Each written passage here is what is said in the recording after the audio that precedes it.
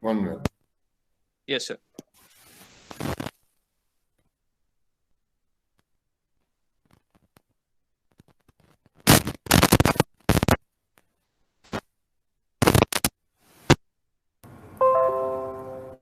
Yeah. Can you hear me? Yeah, it's perfect, sir. All So I right. just want my dear participants, we had some technical issues and we are really sorry for the delay. And luckily, our beloved resource person, Mr. Josh Dominic, sir, have joined with us for this webinar. The webinar on sustainability of tourism in the time of COVID-19. Mrs. Josh Dominic is a director and the co-founder of the CGH Earth and the former managing director and the CEO of CGH Earth. As you are aware, he joined his father's business in early in 1978 at Casino Hotels. He was actually basically an working with A.F. Ferguson and Company in Bombay. He took over as a managing director and the CEO, and he could lead the growth of the enterprise into group of hotels, which came to be known as the Casino Group of Hotels. The group itself as CGH Earth in 2004, giving a clear definition of an experiential holiday to its business and also adopting and strongly implementing core values of environment sensitivity, local communication inclusion, and adaptation of the local culture ethos.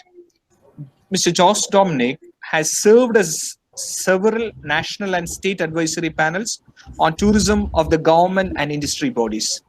He is a founder of president of Kerala Travel Mart and the founder member of Ecotourism Society of India. He is a past president of TIE Kerala chapter and was a president of the Cochin Chamber of Commerce.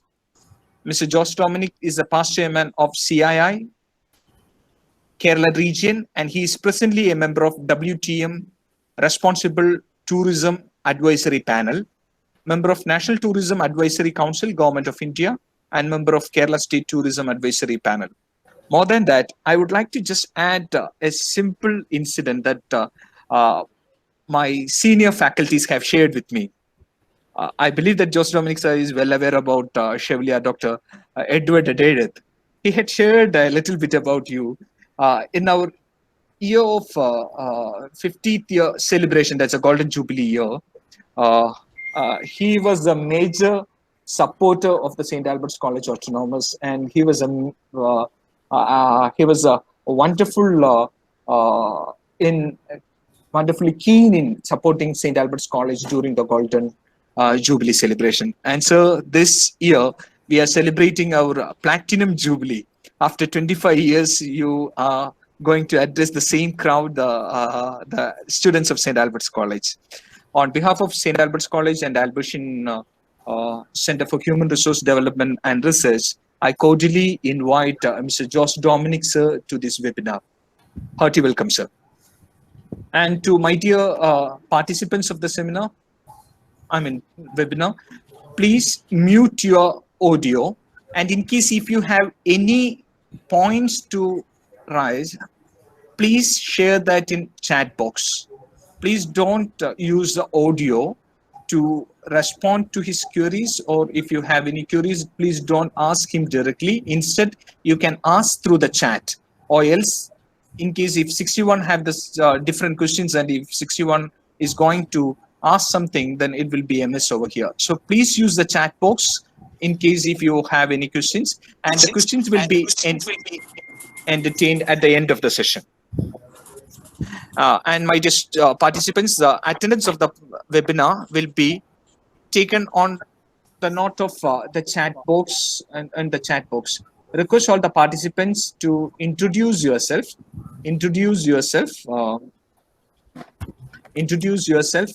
through the chat box, your name and your institution's name. Thank you very much. Over to you, sir. Thank you. I hope you can hear me. Perfectly, sir. So, anyway, we have a subject which is very relevant in our times, difficult times these are, of sustainability in the time in tourism in the time of the COVID. And let me just say that tourism is uh, as affected by the COVID, it was the first hit, worst hit, and it's going to take the longest time to recover. And that's that just by way of introduction. And we will see the relevance of tourism for Kerala. The subject I would like to cover is the growth and development of tourism in Kerala, its recent history, and then now what the situation is in these times. So as I said, it is first, worst, and longest hit. Now, tourism is something which Kerala has discovered quite late in its growth and history. Tourism is probably will date back to, it came up in the word Hindi. We were considered to be a Bimaru state as far as tourism is concerned, right till the mid 90s. It was in the mid 90s that somehow some movement had started to take place here. And that as a result of many reasons. One of the reasons, I put it in a very cryptic manner, is the reason is Kerala's investment earlier on into human development. We had the highest index in human development, into democracy, in the first elected government of a communist government through the ballot box, through education particularly. We have a long history, pre-independence, during the princely times, thanks to institutions like Albert's, which brought education here, the Christian Pallikudang. All this created an environment for egalitarian development of the state. As a result, one could say it resulted in the left government, and as well as the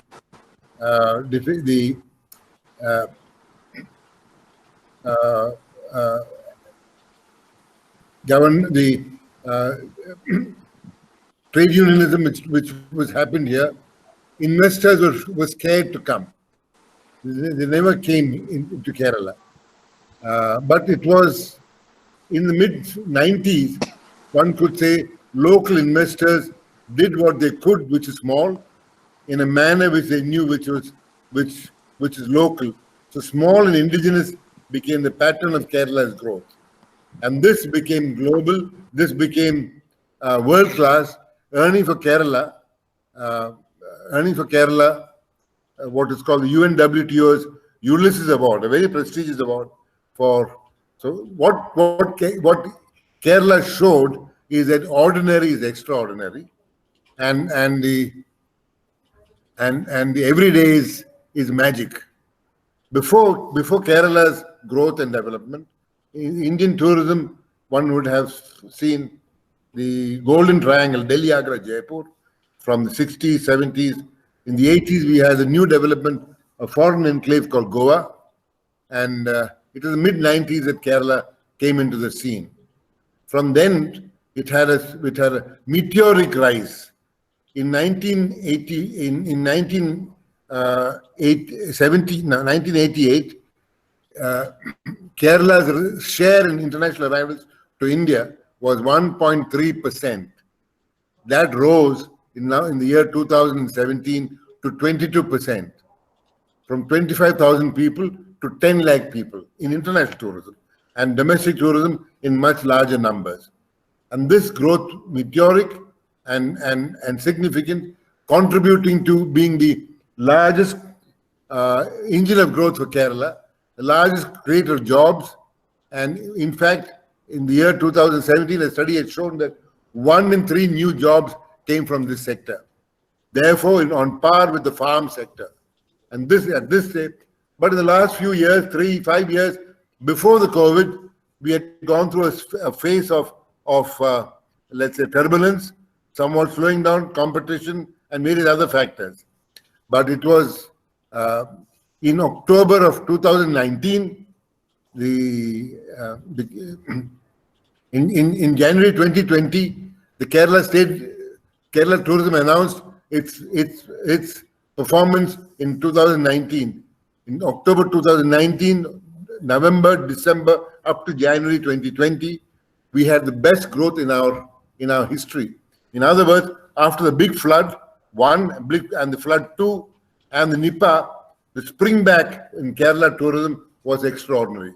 It was I just give you this background. It was in this background that COVID came. And when COVID came, it crashed to zero. And that was the background of the reason I say this. Now, having crashed to zero, what happened? So suddenly we are now now what we say we are in two situations. One is now in the time of the flood, we had three situations. One was rescue, rehabilitation, and then rebuild. Now, on a parallel to rescue, we are now in the situation of the disease or the virus spreading. Our task initially has been to arrest the virus and to contain the virus. And I think here, Kerala's performance has been quite extraordinary. And it will receive global recognition both especially by the CMs, the Chief Minister, as well as the lady teacher, health minister. And I think Kerala has shown it was the first state in the country to have received the COVID-19 afflicted persons, and we see that how well it has been managed, and the tracing and tracking, and all of them have now recorded full recovery. As far as the current situation is concerned, say an institution like the Boston Consulting Group have determined that Kerala's growth or tourism's growth recovery is going to take a long time for many reasons. Our dependence has been on international tourism, and as you know, not only is Kerala has had a difficult time, but all our source markets, particularly Europe, and has been hit as hard. So there is a phase now that at one time tourists were very welcome in the state, but when the virus struck, it was attributed to a foreign virus coming in, and the tourists became not only invited, but they were despised. We didn't want to see anyone there. So a complete negative to tourism has been there. And now, of course, from the phase of now we are in the survival phase, and now we're going to the rehabilitation phase. Now, industry of tourism, which we can call it as travel and tourism industry is a sector. Travel and in that, hospitality sector is that sector which will account for most of the capital deployed and most of the jobs that have been created and livelihoods created. And that has got a striking hit. And revenues of all enterprises are reduced to zero. And when it will recover, nobody knows. In the month of March, most established, not all, many establishments managed to pay the salaries of the workforce. In the month of April, it is now looking more and more difficult. We are now, to take an analogy, we are now a group of people caught in the desert, and with one water bottle. So our task now is no longer making profits, but to survive. Survival means the group needs each in the group must have a sip to drink so that they all survive and survive long so that when rescue comes, we are alive. This is the strategy that is now open to the sector for industry in general. Not only tourism, but many others. But tourism in particular, which is our subject, that survival require us. And the most big priorities which has been put to government is first and foremost several things: moratorium on loans, moratorium on interest, other things like taxes paid, suspending payment, suspending the renewal of licenses, lease rents, force majeure to force majeure clause to apply, many other things. In other words, we are in a situation that normalcy, that survival is not possible. No one. So just take the example: the governor of Reserve Bank has announced a moratorium on repayment of loans that will end on 31st of May. So hopefully that all those things will get renewed. But the biggest crisis is there. There's a human crisis. The human crisis is the fact that labor force. It is estimated that about 15 lakh people derive their livelihood and their jobs, income, salaries from this sector. And this has been the sector which has been in the highest employer. 1 in 3 new jobs came from this sector. And it is in this background that the crisis has hit. Now the task now is and the government's first instruction was nobody should be sent away, no one must be, the salaries must continue. But that looks more and more, as we get into the crisis, more and more difficult. So what is being attempted now by the industry, by many industry players, is that at least in many countries, for example, airlines and many other countries, people have been sent away they've been put on what is called furlough. In the UK, it's called furlough. In Singapore, they call it indefinite leave. Many airlines have sent people away on leave without pay. It's just an animated suspension, neither here nor there. Just by the fact that the enterprise does not have money to pay. And what is now being attempted is to pay some kind of subsistence. In this, one must recognize the extraordinary measures that Kerala has taken. Every citizen of the state, whether ration card holder or not, is now getting a ration. This is quite unprecedented, and in many states of the country that has not been possible. Take the case of when the lockdown was announced and we saw those tragic scenes in Delhi when migrant labor had to trudge with children, their families in tow, the aged parents in tow. They were trudging hundreds of kilometers for their survival. On the other hand, in Kerala, that did not happen. People, they were assured by the state, by the district administration, stay where you are, nobody will throw you out, you will get your rations. And now about 35 lakhs, perhaps 40 lakhs, migrant labor. Now in Kerala, they're called guest workers, are assured of their rations. So both migrant workers and local residents, whether you are a BPL card holder, APL card holder, whatever the color of your card, not to worry, quick ad hoc procedures to issue you cards, and rations are now more or less assured to everyone. Now look at the employees. Many of the employees are mobile people, staff who are moving from station to station. Many of them have not been prompt in taking on cards or ration cards. So the task before the industry was putting food on the table, nothing more. A basic requirement of food on the table. No, so though the Ministry of Home Affairs announced that payment of wages must continue, the Labour Department will continue, but everybody says yes, we would like to, but we can do only if we can. So this was it's a trying situation we are now in of survival. Survival of two ways. And the most important component for our survival is the workforce, the human factor. For them, it is there to take care of them has become utmost priority. Following that, the need is to keep the vehicle, that is the enterprise, alive.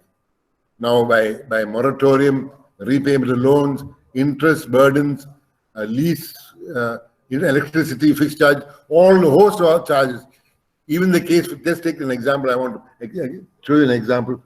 In 31st of March, all bars in Kerala, hospitality industry, all those bars have to be renewed. And the bar license fee in Kerala, the highest in India is 30 lakhs per annum. It has just become impossible for enterprises to renew the license. So one request that has been made to government is extend the validity of the license. In any case, if you open the bar or not, social distancing and the lockdown will ensure that it is not possible to operate them anymore.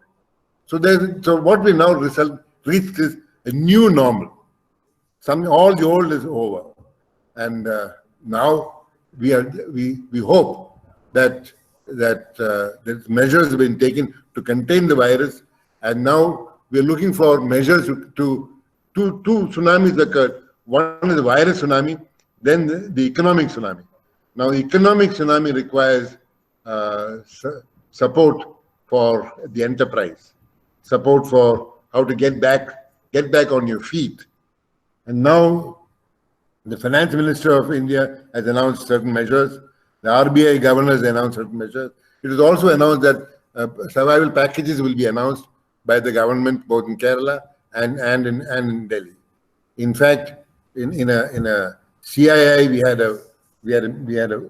had a digital meeting, a Zoom meeting with the Chief Minister just 3 or 4 days ago, where there were about 12 participants representing 12 sectors, 12 of the most important sectors like farm, plantation and farm, tourism, real estate, and various other sectors.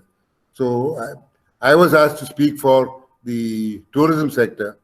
So my request to government of Kerala was that this wage support for the labor force, that it is not possible for the enterprises whose revenues have dropped to zero, complete zero, and how long should they survive? Now from April, and it is not likely. We expect that even not to have even the smallest stirrings till about post at least the last quarter of this year, that's October to December this year. So to survive that long, it becomes quite impossible. So at least somehow, in like the analogy of that water bottle, take a sip, everyone, make it last longer. So the word subsistence disbursement was thought of. That what does it take with rations? What does it take? So it is not about salary. Many establishments thought first of 50% cut in salary. Even that became not viable. So in this sector, large number of the workforce consists of entry-level people who are lesser paid. So many establishments minimum wages, 10 to 15,000 rupees salary range. For them, if you can't cut 50%.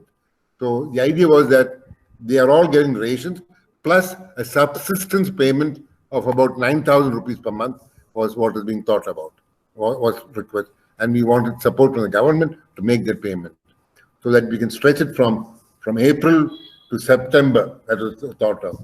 Now, as we go along, that date becomes further and further.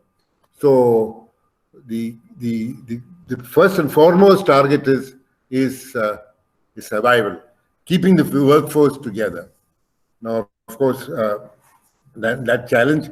In fact, this event of this kind, let us say historically, perhaps in human history, we've never had an occurrence in our recorded modern human history. We've never had a event of this magnitude, of this catastrophic nature. Comparable would be the big wars did not have this much impact. The so-called the Spanish flu, which came from Europe because of returning soldiers of the British Raj, brought the Spanish flu, and among all the countries, the biggest number of casualties of even as large as 5 million was happened in India. So today, as we see, the virus or the COVID-19 has got a certain feature. As we hear many theories emanating from China, many theories about how it needs to be first contained, how the theory about herd immunity. For one, the more containment that takes place, the more damage to the economy. The more the economy is allowed to run free, then the disease or the virus disease spikes. So it's a dilemma situation, and tourism, how can it survive in this kind of situation? So going forward, we now see we have a new normal, and that new normal, sometimes we can say even the worst calamity has its own uses. One of the big uses for one of the big crises that Kerala has been facing, for one, is and I would say an SOS crisis that at one time, in fact, in the 70s and the 80s, Kerala used to claim that our cities were the cleanest in India. Trivandrum city, the capital, had the title of the cleanest state capital in India. From that, we have deteriorated so badly. And we are now rated among the our backward. Take Kochi, for example, where we are all now. It's a mega city, and in this mega city, we have at the most about 1 kilometer of sewerage line. What happens to all the other sewage, septic? What happens to it? It has dropped into the nearby drains, from the drains to canals, from the canals into the backwaters. That's the situation there. On the other hand, up in the hills, for example, our plantations. Madhav Gadgil, in his report, talked about Kerala's cardamom plantations as being the highest productivity in the world per acre. In the same report, Madhav Gadgil writes that it has all the highest dosage of pesticides and chemicals. What happens to all that? All of that is washed down into the backwater. So look at the backwater. On the one hand, you've got our sewage and waste. On the other hand, you've got our chemicals coming in from the plantation. And it's a dangerous concoction. That's one danger. And you know our own record and of waste management. Similarly, there's mobility. All the other issues now become of such great priority. So when, I hope it is when and not if, when normalcy returns, whether it'll take 3 months, 6 months, 9 months, 1 year or 2 years, who knows? And that's a big crisis. And whether normalcy can return without vaccine being discovered. So now new norms will come in, new fashions. Now I think now from May 3rd, if at all normal life is in a limited way permitted, the mask will become a standard part of the wear of people. Social distancing will become necessary. So the way tourism itself is opposite of social distance. Tourism requires people to come together, conferences, events, people coming in and interacting with each other is what tourism is all about. So this COVID works completely against that. So we cannot wish it away. It is there. So we don't know how long. We have to now prepare, hope for the best, and prepare for the worst. And this preparation of the worst, I think Kerala's big advantage. Our advantage is that we have been put responsible tourism as part of our strategy. What does responsible tourism mean? It is empowering local. It is about managing our environment. It's about including local communities, and all these factors. That is, clean, green, healthy became part of the process, part of the offering. This will give Kerala a great competitive advantage. In our own establishment, for example, which was originally called Casino Group Hotels, now CGH Earth, we have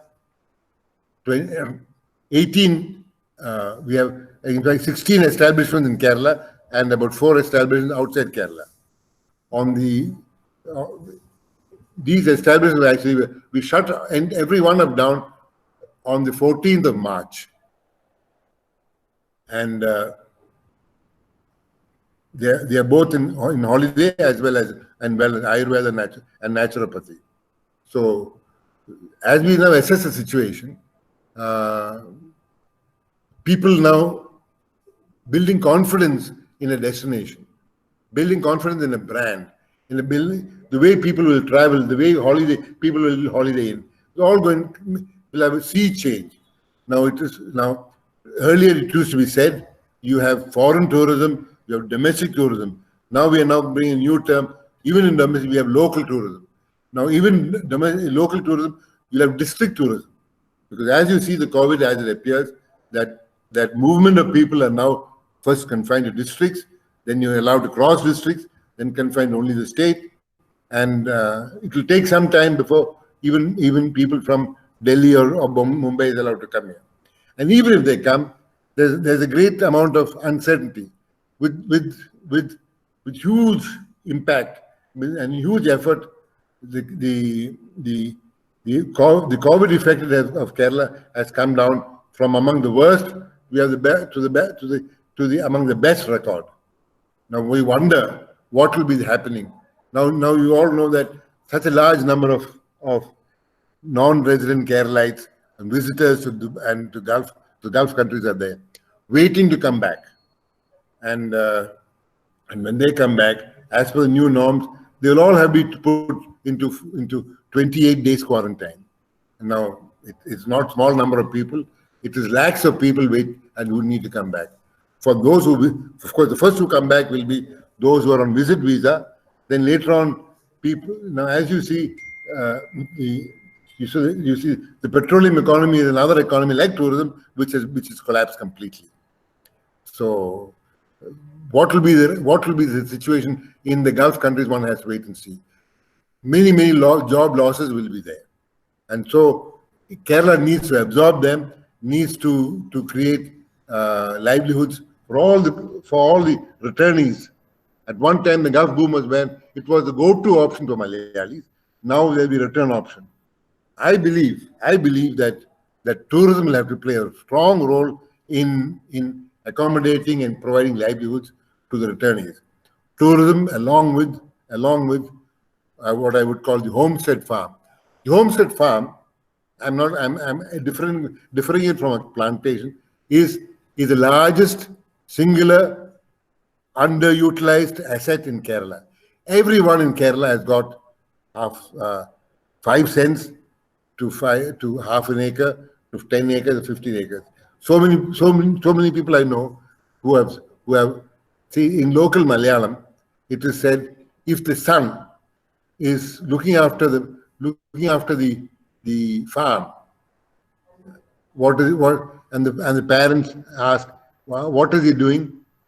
And then the answer will be, avanonnum cheyyunnilla, because he's looking after the farm. And we have, in fact, we were collecting some in another event study that so many people who are owning the family ownership of 5 acres, 10 acres, 15 acres, even 20, 25 acres. The son, or the daughter, when he got a job in, let's say, in IT, in Infosys, for an entry-level salary of 25,000, would drop this and go there. And that, not because of, for many reasons, because of social standing. He's not a farmer, but he's an IT professional. So there's all of these value perceptions have to change. Now the IIT or the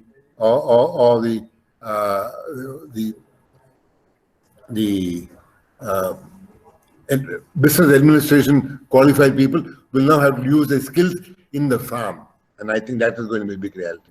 Kerala's biggest underutilized asset is the farm, and the homestead farm, I believe, is going to the next Gulf boom. For that there will have to be a completely new look at the way things are, and that linked with tourism, that linked with our high education, with wellness, and will need to the problem is that we have such large numbers to be accommodated. IT is something which is there. We all believing that it will come, and we all saw that in the recent past there have been some difficulties. But this COVID has now thrown open completely new industries. In fact, for this a meeting like this would have been could not have been thought about in the past. It would have been a physical meeting. Now, so often, every day we are now having meeting on digital means with government, with industry, every day in a manner which, so we've now discovered that technology and online has become a thing. Everybody goes to market online. Deliveries are made online. So that opens up a completely new opportunity. Now, in tourism, travel is now no longer necessary for purpose of meeting. Digital will overtake that. Travel will become a need of a need to explore new destinations, to have new experiences, and of course, just take a conference. It will no longer be necessary to attend the conference to hear the speaker. The reason to attend the conference is to meet other fellow conference attendees, to make friends, to build relationships, to get connected. So the whole system changes, because the moment to hear the speaker, a process like this is enough. You can digitize it and broadcast the world over. So the way we look at things, travel and tourism, and for Kerala, the importance of tourism is that it provides Saka. It is easy business to enter. It has close connectivity with farm. It has close connectivity with our big growth, other growth centers, growth industries of health and Ayurveda, for example. And somehow, when you say, for example, when you say the word Ayurveda, the place that comes to mind in an audience, let us say in Delhi, that they say is Kerala. And when they say responsible tourism and clean, some brands will come into mind. So these have become the important factors which will now drive travel. And necessity of travel is becomes in this is now so important. I'm just coming back to local travel, local and Kerala. We will now have to, today we market Kerala to Bombay, to Gujarat, to Bengal. Now we'll have to, the Cochin people have to travel to, let us say, Jew Town or to Hill Palace, to go to travel not extensively but intensively. So that's an entirely new factor of how that the fact that the COVID is there and restricts us from taking the COVID to a faraway place and also preventing it from coming from a faraway place to us. So how will we limit that? And at the same time, travel and holiday is very much part of our requisite of human life. But it is not. We will find that we can find a universe in our own village, in our own city, and if we travel intensively, that I don't know how many of you have gone to and gone in detail in these places. Tripunithra, for example. I'm talking about only Cochin. Tripunithra, or the Hill Palace Museum, or the wonderful streets of Mattancherry. The history of that place. Each of those places are fascinating, and I see people come from all over the world. Events like Kochi Musa Binali, I don't know what will happen to that, but it shows that art, which is very thriving here, and as we see, intensity of culture will now become to be exposed. Our art scene, our theatre scene, our music scene, all of it will become so important, and even culinary becomes so important to experience, to depthfully research, and to experience that. Of course, as you go out, traveling within the state, from Cochin, travel to other locations, Varkala, or you will go to Tricur for all our history and culture there. So new values will be found, and these will become. Earlier, we would have said, when you're traveling on holiday, you say you want to go to Rajasthan or you want to go to Goa. Now you're going to Tricur for a holiday, or Vagaman for a holiday, or new perceptions will come in. And of course, mobility uh, and social distancing are big factors. So we will see more and more people traveling on two-wheelers and four-wheelers by themselves. And of course, hopefully, we our north-south railway system is now assumes great priority of for creating mobility. So this is the, I just trying to open, I'm trying to open out what does the COVID do to tourism in Kerala? What has it done to tourism all over the world? And how are we going to overcome it? How are we have to survive. And there's no doubt about it. And how do we address it? We have to find our own means, how we can find holiday in and how, what is the even the definition of holiday will need to change. It's not necessary that it becomes more, now more and more it will be what I would call the immersive experiential travel will be the need of the future as we will see it.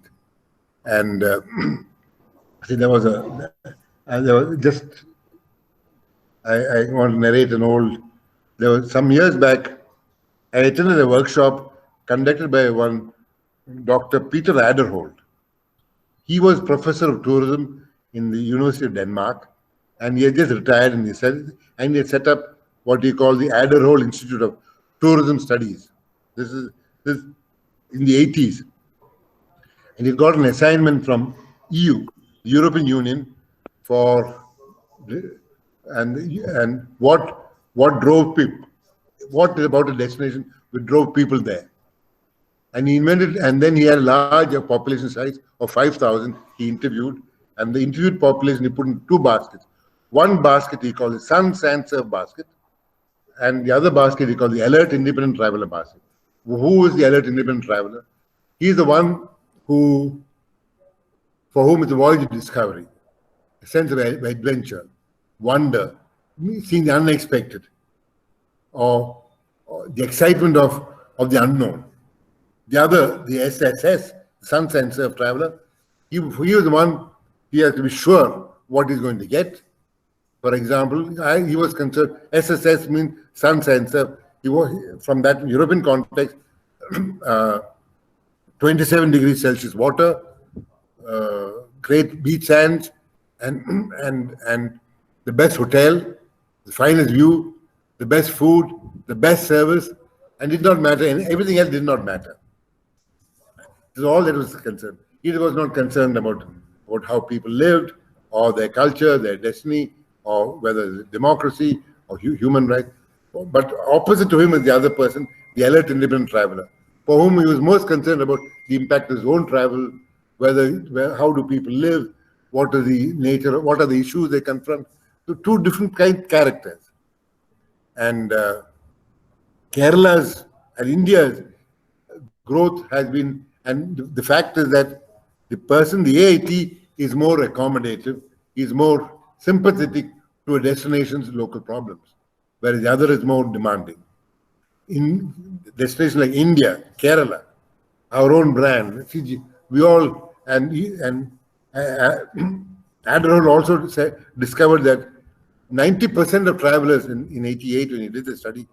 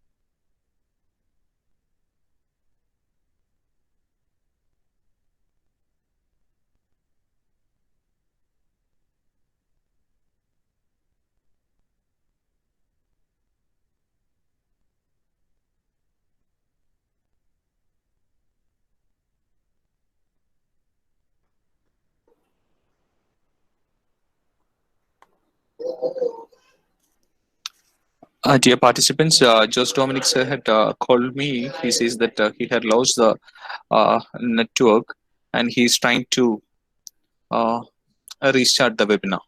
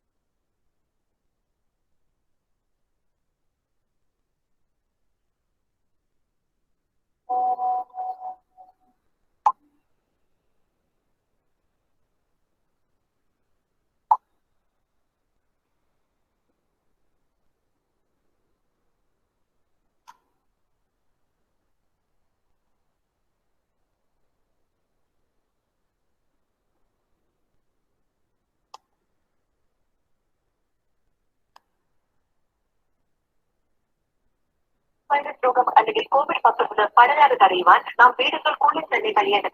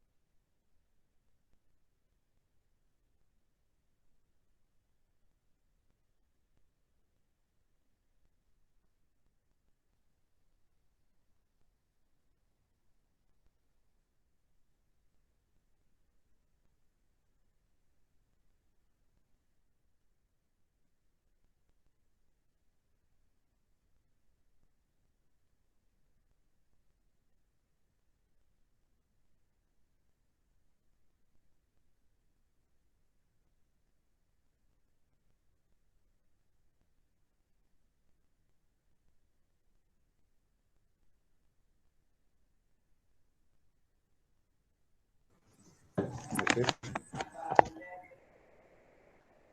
All right. No, no.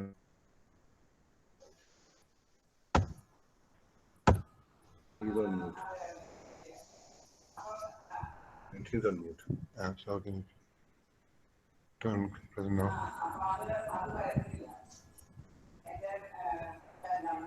Hello? Can you hear? Yes, perfectly audible.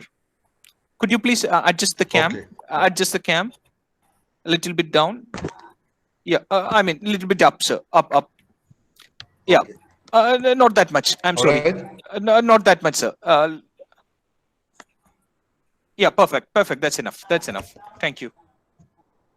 Okay. Yeah, yes, sir. Okay. So this is where we reached. Yeah. So you So were sharing how much about time do we have?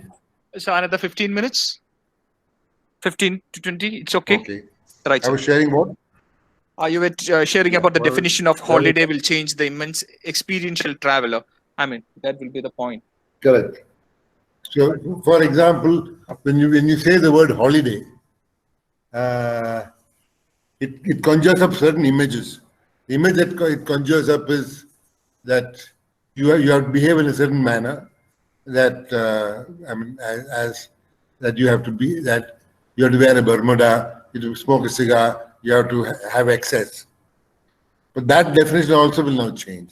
That holidays can be learning, can be educative, can be adventure. So, so it can be transformative. So intensity versus extensity will be the big change for holiday. It's already been happening. Now COVID will make it happen even more greater. That long haul travel, long haul I would mean somebody traveling for big distances, would mean that he'll take longer holidays and more intensive holidays. It was becoming a practice that people take many short holidays. That will now go away. So because the whole process of traveling will become that much more painful. Your now in addition to your visa to India, your visa you'll have a COVID visa. You will need to have even in districts. So just as you have searches for a person for carrying of goods or weapons, now they have to examine you for your temperature. By the way, I hope soon there will be a test whether you are COVID positive or negative. So many things will now come into play. So after 9/11, travel became so many restrictions on travel came in place. We had reported earlier, you have to submit yourself to so much of search. Now after COVID, an entirely new range of restrictions will now apply. So travel is not going to be ever more as convenient and as easy as before, especially when it's long haul. So therefore, when people travel long haul, they'll have to be for definitive reasons and for periods which is there. And the tendency for people to find holiday locations closer home will be a new factor in travel, and accompanied with, I'm sure, it is said that the most difficult destination is a destination called self. So that's a place in which you will interact, engage with natural surroundings on subjects which are most difficult for you to handle. So these will become purpose of travel. So what I'm trying, travel is a great releaser of energizer. It's a place in which it throws open minds. So while recognizing those facts, at the same time, we now have to recognize the new reality. So that's how travel will change. Kerala is well positioned, I think, for dealing with the new travel. We are far away from the big markets. We're far away from international markets, but at the same time, we have been well oriented. Kerala is not one. Kerala as a whole is a big destination. The variety of offerings. Probably we can still say Kerala is the safest part of India, is among the cleaner parts of India, is among the most hospitable parts of India, and learning literacy highest than anywhere else in India. Sanitary or cleanliness levels much more than ever anywhere else, and in other cities, maybe big cities, maybe have achieved these kind of things. But we are right across the state. We have a situation in which Kerala can gain or not get as badly affected. So for our survival now, some of these basics have to be now understood better. We have to be the cleanest, the greenest, and the safest, healthiest in India. So these become new charters. So it is, it's not going to be easy out there. It's going to take long time. It'll take, for people, for students like you who are studying here, what does the future entail? What is livelihood and job markets going to be? What are the new learnings to be? Some big gainers have been, I think digital analytics have been big gainers. Even let's say, if you look at business travel is not going to be as badly affected as holiday travel. Holiday travel will have to be more intense and experience oriented. Now, in the food, you will see that people are now food marketers, what is called delivery kitchens. Sitting and dining is not going to be so common anymore. But these are all things which are quickly changing. We don't know in any manner how things are going to turn out to be. We are not at the we don't know. We know we are in the middle, in the beginning, but we don't know whether we are in the middle or the end of it, or how long it's going to last. All the uncertainties prevail. And for the class of 2020 graduating, or people who are entering life today, it's going to be, I don't say difficult, it's going to be, new challenges are there, definitely. And from challenges come new opportunities. And even the worst calamity, they say, is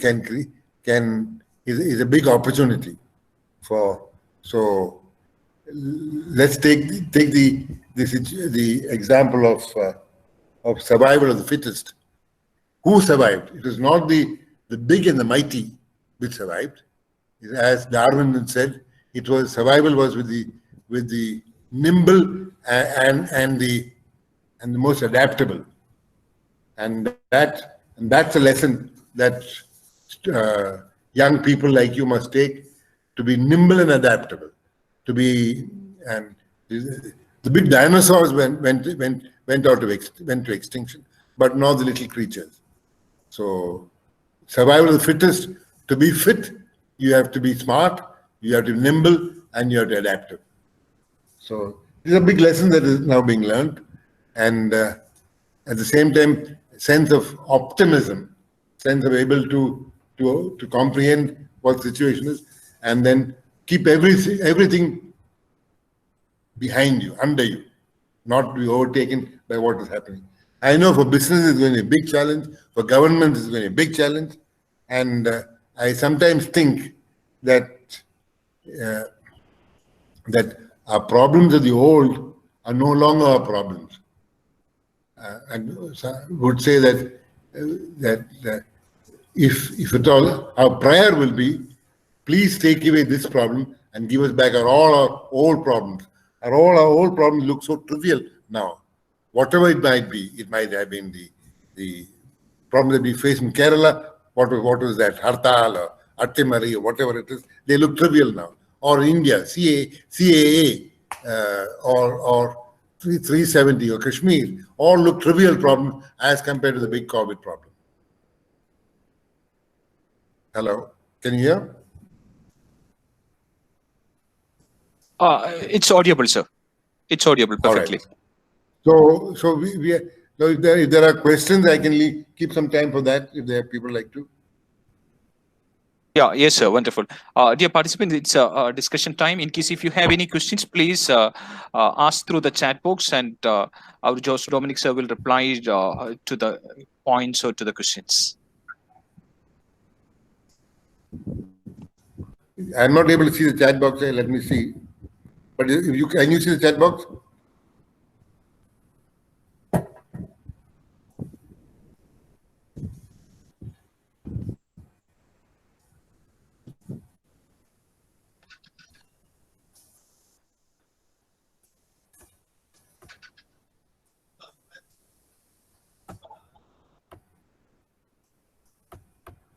So one of the question I would like to ask is about the business travel and general travel tourism. Will the COVID also affect the business travel too, and how we could survive. I mean, how the business could survive. As you very clearly said that it's just being in a desert Yeah. and See, business travel, let me say, can you hear? yes, sir, perfectly. Yeah.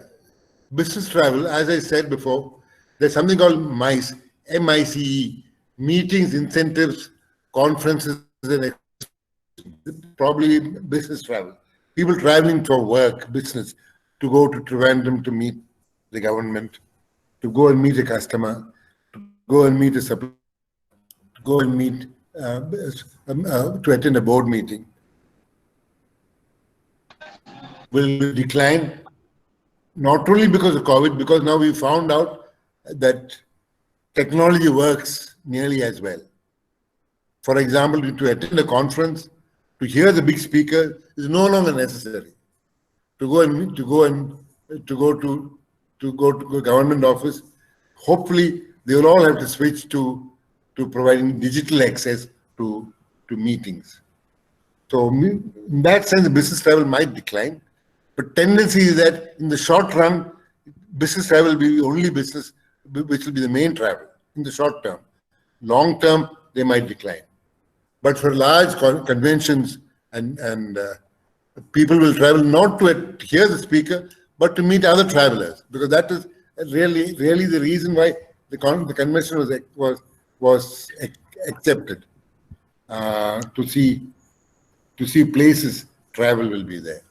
The business travel will be at the short term the least affected, but slowly in the long term it will get affected. And holiday travel or experiential, immersive holiday travel, I think will slowly catch up and overtake every other travel. Of course, there is wellness travel. Wellness travel, lot of wellness, digital wellness, or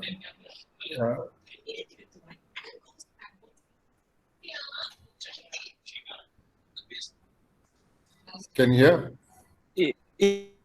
Yes, sir, perfectly. So wellness travel will be there. Two things. Now more and more people are now learning to do yoga from a screen, learning to cook from a screen. At the same time, there will be times at which you will require to go for. I believe that wellness will be a travel sector which will grow slowly and with more intensity. So that's what I have to say So, about business travel. Yes. so we have a lot of questions asked by the participants. I will read one by one. Okay. The first question by one Mr. Lee. He's an assistant professor. Government has planned to quarantine or isolate people, those who come back from foreign countries. Will it seriously affect the business later? That is the questions raised by the Lee. Yeah. See, if you are coming to be quarantined, then the only person who will come is somebody whose home it is here.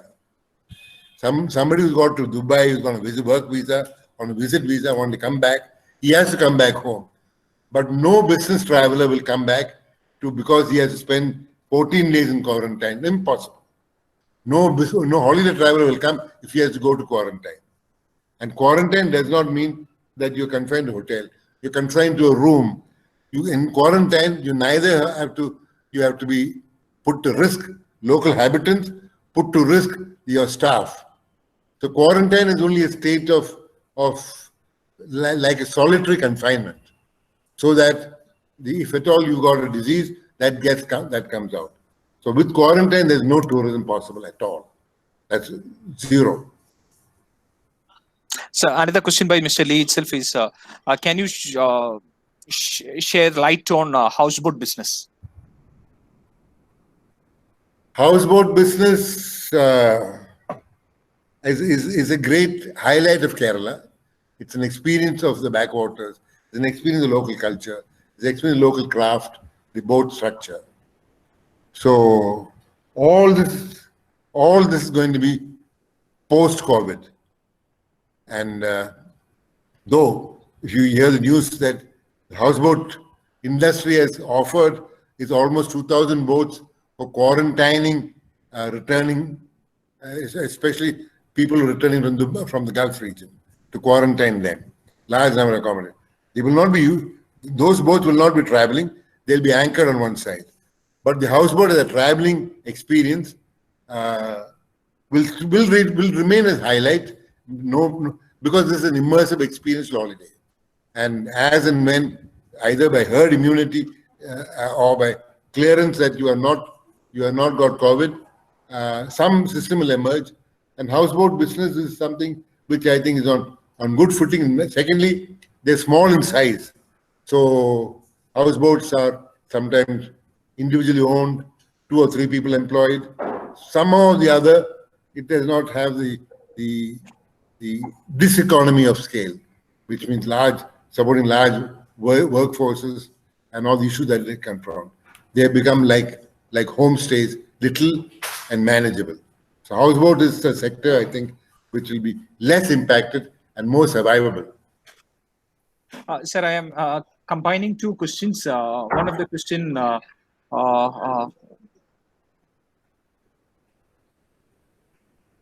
question is, I mean, 80% of the viewers of this webinar is students, and they are very much concerned about their job prospects. So could you please share about the job prospects of the tourism? And on the other side, as they are the students and they require a humble opportunity to get hands-on training or an experiential practical knowledge like internship, but they will lack as of now. So what is the solution for these two, the job prospects as well as the practical learning during their studies? As I said, we don't know where we stand now. Are we at the beginning, are at the middle, or at the end? So as it stands now, industry or enterprise are only concerned of sending people away or taking them, asking them to go on unpaid holiday. So we are not looking at this now, whether this will end on May 3rd or it will go on further. So in tourism industry, I think we can expect the situation to remain like this till the end of the year. So for students, this is a time for 2 things. One, of course, even if jobs might, realistically speaking, it might be more difficult. Normally, I can know in the hotel industry, every year we have campus recruitment from hotel schools, people come in. I can't see that happening now. Right, as of now, we are all working on, at the moment at 0. And even if we start, it'll have to be at lower capacities. So students now look at seize the opportunity that this offers. How can they create original, adapt to the situation? Don't look at the world as looked at by the seniors. You have to look at the world as fresh. What does this COVID, what opportunities does this offer for you to start your own your skills in online, your skills in different areas, or in, for example, medical practice is telemedicine. I don't know about tele or advisorial. Now, as far as jobs are concerned, there will be in the tourism industry, students will have as working in tour operators, as guides, as hotels, from kitchens to housekeeping to marketing, and so on. So generally speaking, I think to be honest, this could be the most challenging time for anyone to enter the job industry. At the same time, they should not be discouraged by it. It's only in these times of great disruption that big opportunities also be found. The opportunities are there for you to discover. In fact, for a person like me, who's accustomed to before the COVID, to predict what are the new things that will happen after, who knows? Who knew that digital conferencing is going to be something as common. It only took 2 weeks. Online marketing, online delivery of food, telemedicine, new areas opening up completely. So keep your eyes open, keep your minds open for these new areas. The old world is dead, the new world is open. So you have to find the new opportunities in the new world. So there are a couple of questions more. The first question, it is with regard to the digital tourism. With the evolution of the digital tourism, won't it affect the allied industries such as cottage industries, and how could we tackle this? I don't know what you mean by digital tourism. Digital could be, say, for marketing and for promotion, digital is a great opportunity. Digital is a great opportunity to learn. But digital, from what is tourism after all? People travel to experience new cultures, new places is what is travel. So to promote travel, digital is important. To record travel, digital is important. To learn travel, digital is a great learning. But tourism itself is people moving physically and culturally. So it is not, tourism does not take place by watching a movie, by hearing on your earphone. You can learn about it, you can prepare yourself, but the actual experience is physically being there. So digital tourism, I don't think exists, but digital learning will exist. Digital marketing will exist, or digital archiving will exist.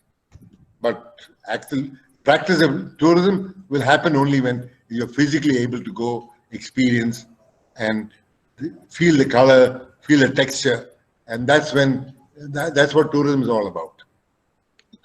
So the next question is, Kerala has known worldwide due to our cure rate of COVID affected people. So will it be an advantage to our medical tourism industry? That was a question by one Mr. Adarsh Case. Further adding to that question, at least not now, but in a later stage after 2 years, the Kerala will be treated as a safe zone, and will the industry, the travel and tourism industry, will bloom after that, especially in Kerala? That question, let me answer it. When you say after 2 years, we don't know what is going to be the situation after 2 days. So after 2 years is like 2 centuries away. So we think, we hope, we wish away. So I'll just now refer to McKinsey scenario planning.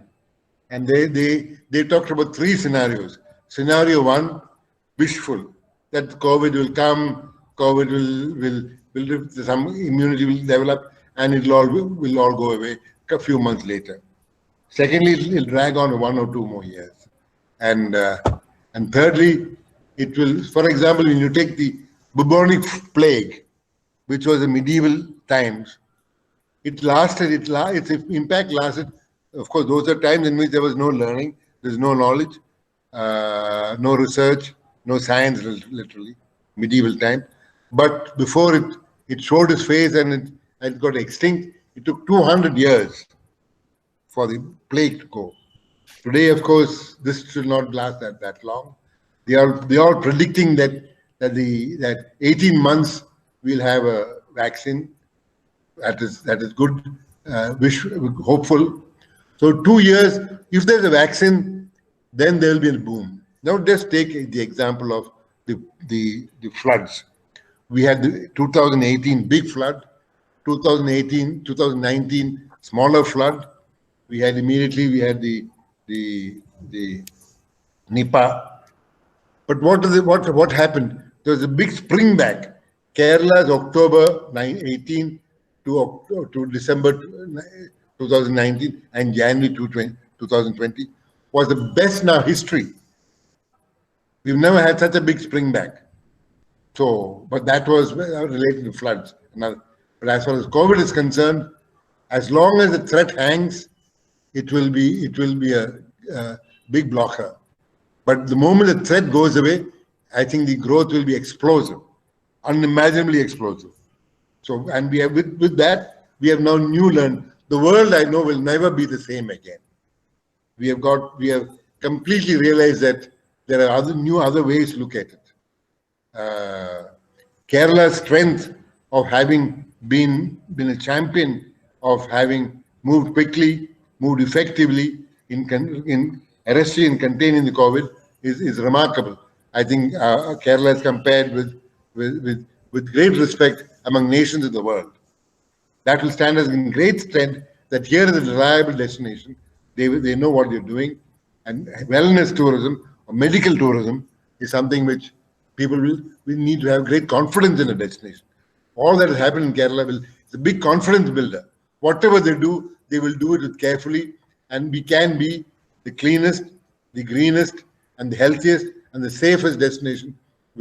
Our reputation will show that. That will give us in good stead. But remember that we are in such an uncertain times. 2 days, 2 weeks, 2 months, 2 years, worlds can change. Maybe by next week we'll hear about a grand. In fact, I'm now hearing about new test methods which are immediate, which can test the entire population, as Korea has done. Or we can hear that there is this new medicine which is going to address this, and the world is expecting, almost predicting that 1.5 years from now there'll be a vaccine, and then things will change. But even if it does not, we have to learn to survive, hoping for the best, but preparing for the worst. Oh, thank you, sir. I believe that Akshay, you got the same answer. I believe that the question was the same. And we have with us our Vice Principal, Father Varghese John Christopher. He had raised a question to you, sir. When local tourism gets more importance, how will the huge investment done by the business entities be able to gain returns? Yes, I think when you look at local tourism, when I say business entities, here I'm coming back to Charles Darwin's theory of survival of the fittest. The most fittest to survive is not necessarily the mighty and the big. Large business entities which have built large hotels, hundreds of rooms, which have built convention centers, all of that will have to adapt themselves to new offerings. Who are the locals? Where will they travel to? Let us say the current law is that you cannot move out of your district. And now Ernakulam Cochin is a red zone. You cannot even move out. Okay, let's assume that we are past this period, and that initially people will now, the acceptability of travelers, even let's say after post May 3rd, and let us say travel is now more loosened up, there'll be great suspicion of people from different lands coming here. There's a tendency to keep yourself away. Similarly, let's say you are going around with a mask. So local is more confident of the other local. Local is, therefore, it will not be just extensive local, but it will be intensive local. You will become a student of history, student of the Jews of Jewtown, student of Kerala architecture, student of enjoying the history of the fishing nets or Chinavala, or going to the Hill Palace Museum, or even to our own history of Christianity, the churches. All of them have new meaning. Culinary, all these. See, as would be said, you can find the universe in a grain of sand. So that definition, you need not travel to far distances, but you can even find experience. So you become more immersive. But the precise question that Father asked was that, what about big investments? Yes, the big investors will need to have more skills in adapting themselves. The price ranges might change. The offerings will differ, and habits of people will have to influence their change. So it is something, it's so new. The history of travel, in the history of civilization, we have not had such an impactful event. And I believe that when the going gets tough, there will be answers will come out. And take the example. I'm just taking an example. Take the example that in 3 years ago, in the year 2012, the Kochi Muziris Biennale was conceived, and in 3 editions, it became one of the finest in the world. Though it is in local Cochin, it was located in old buildings. It still became. So what was needed for success was some other things: innovation, spontaneity. It required disruptive. So therefore, when travel becomes local as a current necessity, whether local in the state, local in the district, local in the country, all of that, attitudes will change. Our expectation of travel will also have to change. So investments, yes, government will have to come in aid and give some kind of relief as moratoriums for investment. We cannot have big business failures, because at the current moment, we can expect the moment the May 31st moratorium is lifted, and if all the banks have to be prepaid their loans, every establishment in the state will collapse. That too is not possible. So there have to be some solution to be found. The smaller ones will survive more easily, but the bigger ones will have huge problems, because largely they have a big payroll to pay and high interest to be paid and repayments to be made.